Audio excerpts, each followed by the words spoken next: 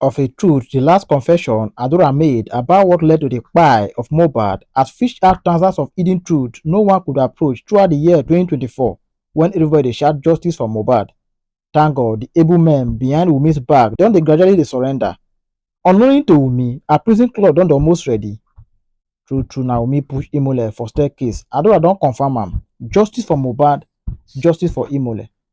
Follow-up video to the video I did lastly about what transpired between Yomi Fabiyi's chat with allegedly Adura's main account, which has been alleged to have been an impersonator. And so I'm more curious about the line that was made by whoever that chatted Yomi through Adura's main account. The person said, I want to tell you how Wumi pushed my brother. Now, there is a portion of the law, section 125 of the ACJ Act, that says if you bear a false witness against a person, especially an offense that may lead that person to death penalty or life imprisonment, you yourself, you are liable to life imprisonment. So are we talking about life imprisonment for the offense committed against Wumi? Yeah. Because, I mean, this is where Wumi really needs to take a stance against whatever that impersonator or whoever did using Adura's account. And again, if Wumi do not take any stance against this person who bared a false witness against her, this will tell us a lot. So I am expecting Wumi to be active. I call on Wumi's lawyer, Wumi's legal team, to look into that false witness that was bared against his client and make sure that justice is served, and so that every one of us can as well learn from this, that bearing false witness against anybody is an offense. Let us quickly look into the timeline of Mohbad's death. But before that, I would like to say, if in case the inquest resumes, I think the following people: Fola Shade, Mohbad's mother's sister, Iyatunde Wumi's auntie, Zoro Mohbad's friend, the driver to the Prado Jeep. A lot of people are still yet to speak in the coroner inquest, and I think the investigating officers should endeavor to invite these people for questions so as to establish possible new lead concerning the ongoing investigation. Now, the timeline of Mohbad's death. There's been a lot of discrepancies, so many different times. Some said on Monday, people like Mohbad's mother said her son died on Monday, with a video evidence in the interview with the TVC respondent, and also the Zoro's interview. That's also a video interview where Zoro said he was contacted that Mohbad passed on the 11th, which was Monday of last year, September 11.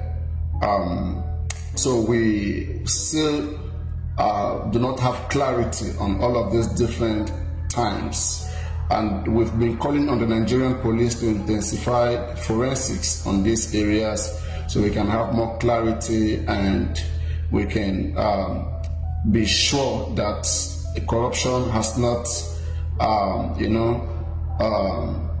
took over this case, and that we can be able to restore our confidences in the Nigerian police, especially with this case of Mohbad. It's a very serious case, it's a very touching case, and that's why we've always been on it, because of a lot of backgrounds, in bullies, and even as I'm talking to you, there's still so many bullies that that comes to us, and so as to end these bullies and tricked by some individuals who are engaged in doing bad businesses in this country, drug dealer, cartels, cultists. We do not want them to escape with this death, and that is why we are so much tied to this investigation to see that the right thing is done.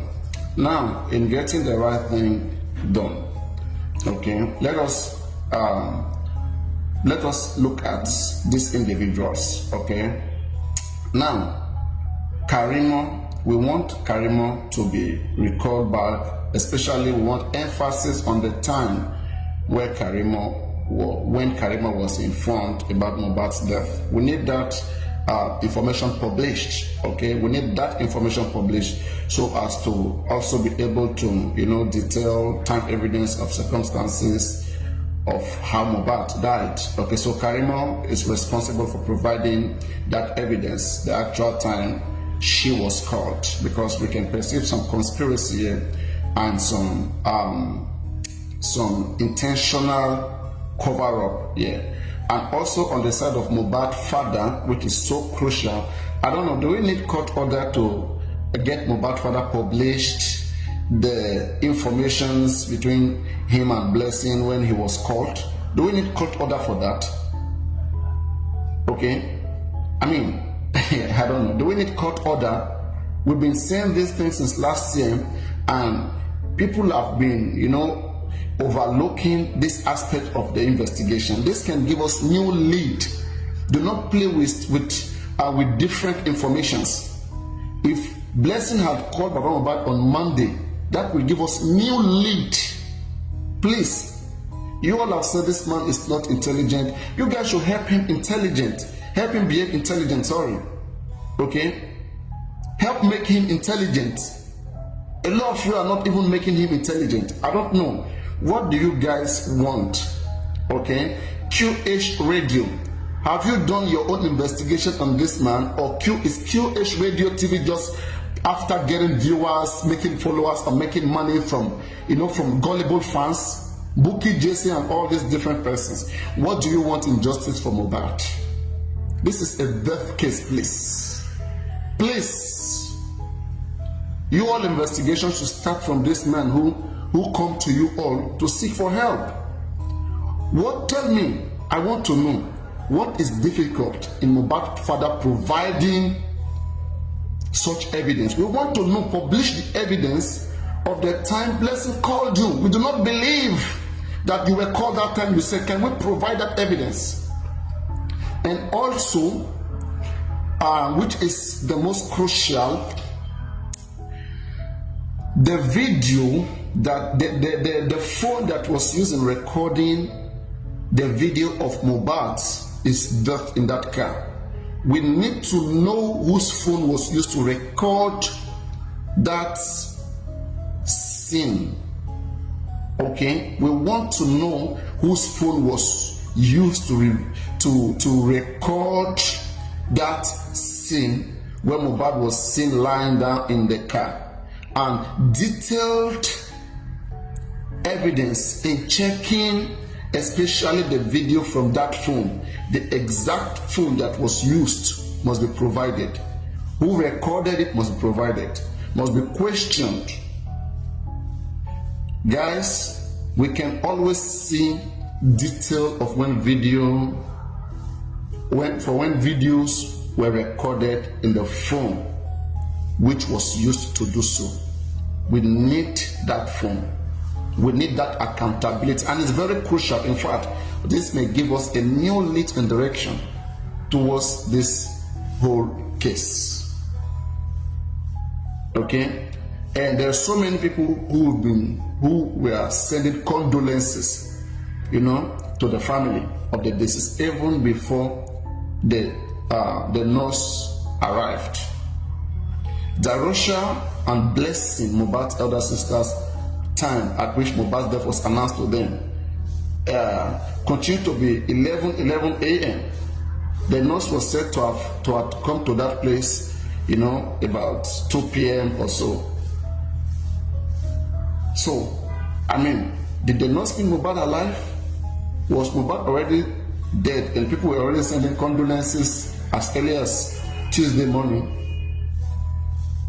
When did Mohbad die? When did Mohbad die?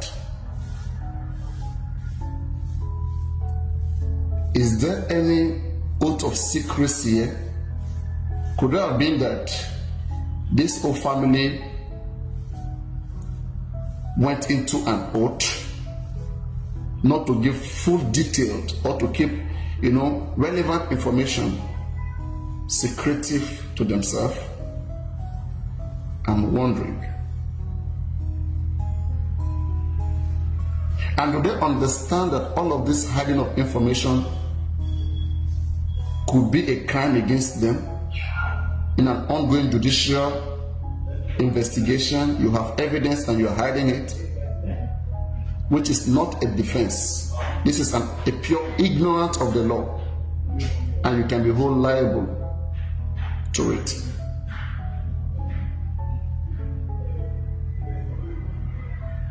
Okay, so I want to employ everybody to call on the authorities, and I'm also calling on them.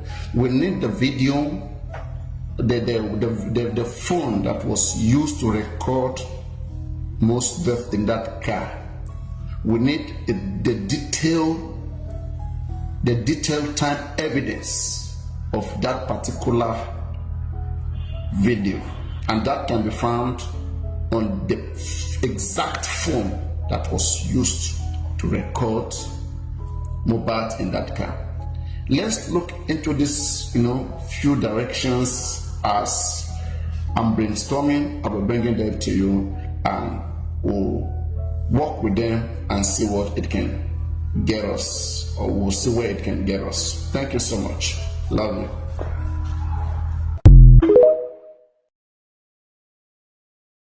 I want to say, does Adura and Damola understand the implication of what they have done? In case you do not understand the implication, let me remind you. Adura account was used to message Yomi. In midst of that, there comes Damola claiming allegedly to have been the one to have chatted Yomi. Is this a conspiracy between Adura and Damola to attempt to defraud Yomi and also conceal some relevant information helpful in this ongoing homicide case investigation? Do you guys understand that right now that Damola is confessing to that effect, Yomi can now say, okay, I am not a magician to be on the other side to know who was using the handle. It is made clear now that Adura handle was used. To what extent, to what cooperation between Adura and Damola, we do not know. It is not well substantiated enough. Maybe in court, maybe that can happen. Maybe more deeper investigation can go into that and make clear when the case possibly gets to court. So what if, after Damola confessing now, what if Yomi decides to petition both Adura and Damola for conspiracy to attempting to defrauding him and also concealing a possible relevant information which is good enough or helpful in the ongoing homicide case investigation? Will the police not listen to that? Would the police bush any Yomi's petition against Adura and possibly Damola? Damola brought himself into the case. Yomi don't know Damola. Yomi only knew the handle that charged with him, and that was Adura. That was Adura's handle. To what extent, whether indeed was Adura or was her, I mean, there's ignorance of the fact that Yomi do not know who was on the other side. So how do you hold Yomi responsible, okay, for any maligning or defaming Adura whatsoever? Is Yomi a magician? Was Adura handle used or not? As long as Adura handle was used, a part of a video which may possibly help in the investigation was sent to Yomi. Yomi needs more clarity. Yomi need elaboration, not threat, not intimidation. No level of intimidation is going to cause any frustration or make anybody abstain from stating their fact and their truth. Yomi continued to state the fact here, and the fact here was Adura's hand message Yomi, describing the situation of his brother's death. So what are we saying? Should that be ignored? Has deep investigation done into the clip that was sent to Yomi, which I think Yomi is very much bothered about. I don't think Yomi is bothered about whoever that chatted him. Yomi already got the name of the handle, which was Adura, and the information that came through that handle is what is baffling here. So are we going to investigate that video and get the full video, know the origination, the time, date, and place, who recorded it? Those informations may lead us to unraveling this homicide case. And how many person has been scammed so far with that account? Is that account an instrumental of scam? Those have to be investigated. You see, the deeper Adura goes on this case, or whoever represents him, I think the more you entangle yourself, because at the end of the day, the more serious this case goes, Damola is going to pay dearly. Yomi is the victim here, victim of an attempted fraud by an account owned by Adura. I don't understand how you want to prosecute a victim of an attempted fraud. Have you prosecuted the person who attempted defrauding Yomi, or who concealed a possible relevant information which is helpful to the ongoing case? Have that person been prosecuted? I'm hearing about pardon. They want to pardon Damola. That shows there's a possible link of conspiracy. And I want to say, maybe at this point now, a petition of conspiracy between Adura and Damola for attempting to defraud Yomi, and also concealing an evidence which may be possibly helpful in an ongoing investigation, which is the homicide case of Mohbad. So we need enough clarity to be done. I believe leading informations can be gotten from this information that is available outside right now between, Adura and Yomi. If that case is well trashed, leading information may come from that. And also, I also want to address the fact that Mohbad's father has yet to be petitioned. In this coming new year, I want us to understand that the rule of law must be ensured to its fullness. There is no excuse or ignorance of law. Section 48 of the Lagos State Corona Law was violated by Mohbad's father and whoever planned the burial of a dead person whose cause of death was not identified, especially in a case which Section 14 of the Lagos State Corona has stated. As long as it falls under any of those sections of Section 14 of the Lagos State Corona Law, I think the police should do their work. So, petition against Mohbad's father for violating the Lagos State Act Section 48, I think that must be prepared so that in this coming new year, full investigation must be launched into the man's account, all bank accounts. As I've said, his phones, any of his phones that was used in the process. Guys, let me give you a brief history, okay? Mohbad's father refused to tell us the length of conversation between him and Blessing. I'm suspecting something happened there. We want him to provide the time Blessing called, to publish it, the time Blessing called. We need it. Secondly, Prime Boy claimed in his live stream that he called Mohbad's father. Mohbad's father said he was on his way from Ajah to Mohbad's house. He called again. Mohbad's father said, I'm going, I'm almost there. He called again. Mohbad's father said, I just got there. And Baba Mohbad's father, you just got to your son's house after all this several calls. After you were told that Prime Boy did whatever, fought your son, or did not kill your son, did you attempted calling Prime Boy back? Prime Boy was the one accused of fighting your son. Did you call him back? Did you even request for the nurse? And after the burial of Mohbad, was there even any attempt to get these people arrested? That wasn't done. Anyway, Mohbad, we're going to try our best for you, even if